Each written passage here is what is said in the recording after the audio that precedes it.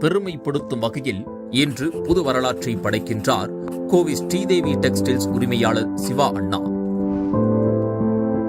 சிவா அண்ணாவை சந்திக்க யார் வந்தாலும் முதலில் சாப்பிட்டு விட்டு வாங்க அப்படின்னு அன்பு கட்டளை இடுகின்றார்.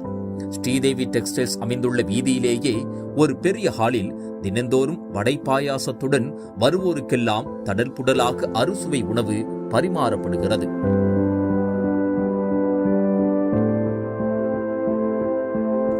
இது மட்டுமில்லாமல் கோயம்புத்தூர் அரசு மருத்துவமனையில் தினந்தோறும் சரியாக பகல் 12 மணிக்கு 2000 நோயாளிகளுக்கு சுட சுட சத்தான உணவு கொடுத்து உதவுகிறார் இந்த மாமனிதர்.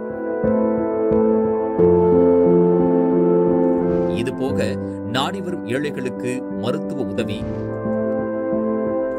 நல்ல மார்க் எடுக்கும் ஏழை குழந்தைகளுக்கு கல்வி நிதி உதவி கொடுத்து உதவுகிறார் இந்த புனிதர்.